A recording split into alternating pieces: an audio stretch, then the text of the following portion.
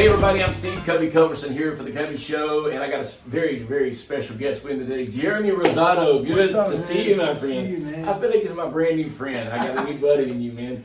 Listen, Jeremy sung for our church service this morning. It was just absolutely awesome, and it was so good. We're having a concert tonight, but I wanted to take a little time with this guy here on the Cubby Show and find out a little bit about Jeremy Rosado. Let's start. I'm going to do kind of in a reverse order a little bit from what I normally do. Okay. Because with my podcast, we talk about what's your Jesus story. So, Jeremy, tell us a little bit about Jeremy Rosado's Jesus story. Dude, that's a great title of a podcast segment. What's my Jesus story? I depending on who's watching this video, I grew up in a super Pentecostal church in a storefront church in Queens. And if you're from New York and you grew up Pentecostal, you know exactly what I'm talking about. I like to say I came out the womb praise dancing, hands in the air. All right. My Jesus story is that I've never not known him.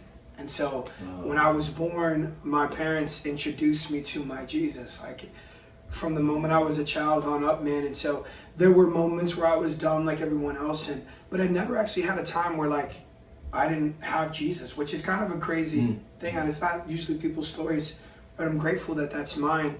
I think about 18, I had a moment where, I don't know, the Lord met me. I think it was in a service at a church I was leading at that point. We're leading worship, and I fell in love with my Jesus and not just my mom's Jesus, if that makes sense. And so it was your personal Jesus. There was a moment that kind of shifted, and there was relationship that started to begin to build with my God. There was an experience I had with the Lord in a church service, and dude, ever since then it's just never been not that, man. So even through all the ups and downs and all the tough moments, He's been my everything forever, man. So at that point, it wasn't what your parents believed in; it was what Jeremy believed. Yeah. It's like I heard an evangelist say one time, "God don't have any grandchildren. It's got to be a one-on-one. It's got to be me and him. It's got to be exactly. You and him. Yeah. That's awesome. Yeah, man. I'm thankful for that because I'm thankful that my parents introduced me to him, so that I don't have a story where I didn't have him at any point. But I'm really thankful that he met me at the time where I needed him to show me who he was to me personally, so that I could build on the faith of my relationship with him, like you're saying. And so, man, it's that's awesome. That's mine, man. So you're a little bit about your personal life. Now, where are you from? We're born and raised. Yeah, I was born in New York City, in Brooklyn, and raised in Queens. And so ever since my parents moved us down to Tampa, Florida, middle school time. That's way south, man. Yeah, that's all the way from New York. If you're Puerto Rican and you were born in New York, you end up in Florida. It's like where all my cousins are down there, man. And so people. Yeah, man. And so we've been in Tampa ever since, and so it's just all my family's there. There's a few of us still in New York and a few of us still on the island in Puerto Rico, but majority of us are in Florida now. Yeah. Went to high school there in. I graduated in Florida around Tampa area and started college and then dropped out of college. Sorry, Mom. Okay. Was that the Christian college that we had about? Was it wasn't it a Christian college that you went for a short time? I went to a community college. I was either going to be a commercial airline pilot or a singer. Okay. And so I was going to transfer. You do both, singing pilot. I know. Entertainment on the plane. I know. And my pastor, his name is Bishop Scott King, and he's actually a pilot himself. And so he tells me all the time, I could do both things. And so that will eventually, but I was going to transfer over to Embry-Riddle in Florida. And get my bachelor's degree on my, pilot's license. But I ended up making it on American Idol. And so it was like, hey, do you want to move to LA to, be with Jennifer Lopez and Randy Jackson, Steven Tyler for a year? Or do you want to keep going to school? And I was like, I took my golden ticket to my professor. I was like, this is what I'm doing. Nobody can see this because it hasn't aired, but I'm out. And she was you know what? Go do it. Leave. And she was super supportive. It's funny. Her name is Mrs. Cecila. She probably is watching this. She follows my stuff. She comes to shows now. And she's so proud. She's like, I remember when you came to me and told me you were giving up school to go pursue music, which I don't. If school is your path, you take your path. But also follow your dreams. She said, and I'm so proud to see you now, to see all that God has done. It was worth the risk. Look what he's done. You followed what you knew God was doing, even though you didn't 100%. You could never know. You know what I mean? So do you work out of Florida now and just go to different places? You fly to different places when you sing? And so I was on staff at a church for a long time, but I signed my record deal with Capitol and UMG probably 3 years ago now. And so when I signed my deal, we just started going on the road, started touring. So I'm playing 110, 120 shows a year minimum. And so I'm never home. But you got to do it in this business. You got to do it. It's the only way to do it, man. And so we've been building, just following what I feel God's doing, but also building a fan base little by little. And man, honestly, we've hit a bit of what has felt like overnight, but it's been 10 years in the making. Yeah, that overnight success. Exactly. 10 years to get there. I mean, exactly, that's the way it works. And so it's just been the past 3-4 months have been the most life-changing season of my career. In fact, I was getting to your personal, to your career part. Yeah. And you told me this morning the last 3 or 4 months has just exploded. Tell me, what are you seeing in that? Is it because of your new album, or you just feel like God's just saying, now it's time, Jeremy, it's time? Yeah, I think that's what it is. Yeah.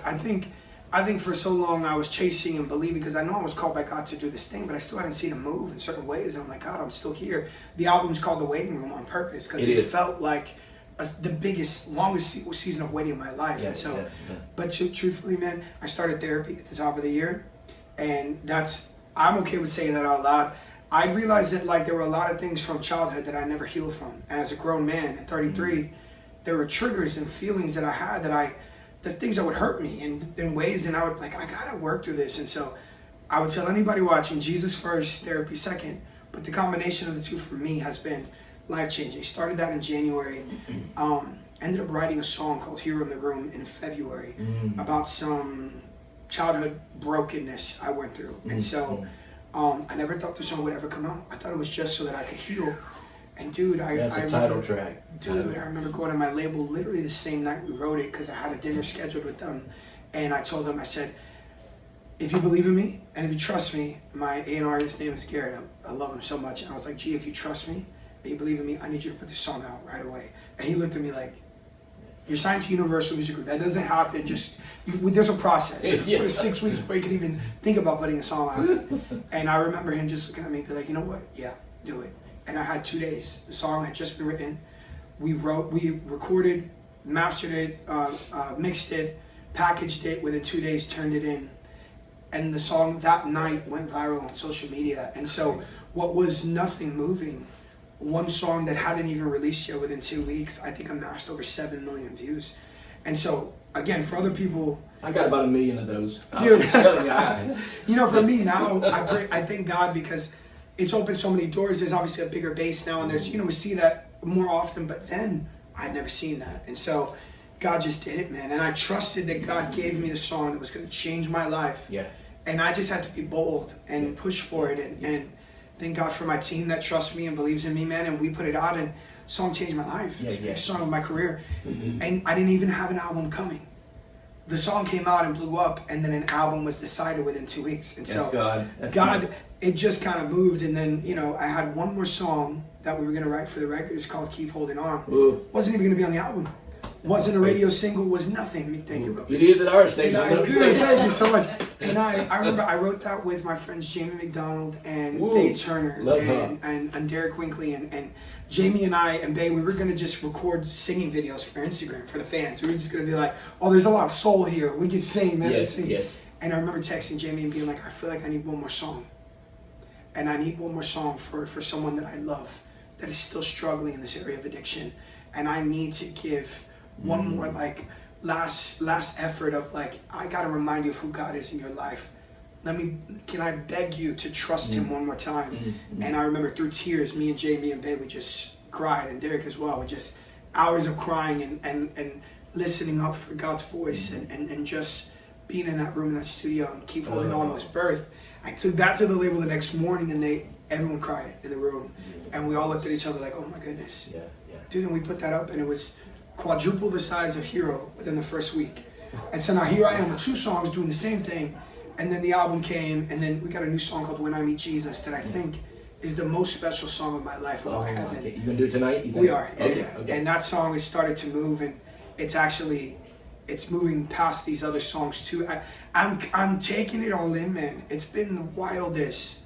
When I say the wildest 3-4 months of my life, I mean that, man. Yeah. So I love Jamie McDonald, and I love The Desperate, but now she's got the Left It in the River song. What a great song. It's incredible. I was going to ask you about writing. Do you write most of your stuff, or are you co-write with a lot of people? I co-write everything, so I'm on all my music, everything we put out. A lot of it is I'm like the title guy, and I'm like a melody guy.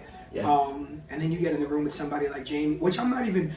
We're not even used to writing with just other artists. We're usually with like writers or producers. And that night, 3 artists signed to labels sat in a room with a producer. We wrote that as like top liners, man, which is like an odd thing. And so, but not Jamie, odd, but God. God. Yeah. And Jamie, she's such an incredible writer. Like she's just so the storytelling is incredible. So, and Bay as well. And God was in that room. Yeah, I've heard bits of her testimony. She's been through some stuff. She's been through some stuff. Yeah. As a matter of fact, I want you to tell our audience and this is real personal. I know you've been through some things in your family with your sister. I believe it was, and that you adopted, and now she raises your daughter. Yeah. And I know we have people that watch us that are searching for something. There's an empty hole.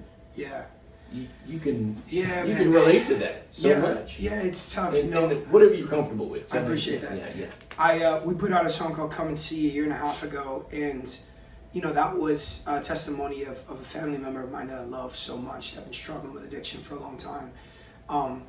And that song was written believing what I had not seen yet. I was speaking into existence what was not yet. And I was going to be like, yo, this will be her song the day she's free. And she'll tell everyone, come and see what God has done. Mm-hmm. If you need proof that he's a miracle worker, come and see my life. And as that song came out and we celebrated a bunch of freedom, the journey of addiction recovery, man, it's so... Yeah. And to be just a family member loving someone in that world, it's tough, man. And so, I get to be a dad to my daughter, who's biologically my niece, because of all of that, man. And so it's not been easy, but God has made ways for us. And I'm so proud of my kid. And I thank God for sustaining us, man, and just making ways. Mm-hmm. Again, it's never easy. But if I know anything about my God, it's that He is a God that loves to heal, to restore. He loves to make ways and provide for us, man. And that's the life that I have lived, is trusting that my God is exactly who He says He is, man. That's amazing. Yeah. I've been playing drums for a group over in Columbus, Georgia. And, of course, the proceeds of everything, all the concerts go to the mission group that takes men and women with addictions. And first they lead them to Jesus. Okay. And then they help them to heal through that addiction part and get them on the right path. Cool. And I thought about this morning when you talked about your sister going through that and maybe what she's going through now. It's not an easy road, but I think the thing that you give is hope. That's what God offers. God offers hope. Yeah. In a hopeless world at times, that He's there and He offers. Yeah, man. That's awesome. It's who He is. It's what He does. That's what He does. He makes ways. Man, thanks so much. Yes, sir. I love you, brother. Love you too, man. Looking forward to hearing you tonight. I'm excited, man. And we're going to exchange numbers, or we'll be Facebook friends or something. Hey, don't go away. We'll be right back.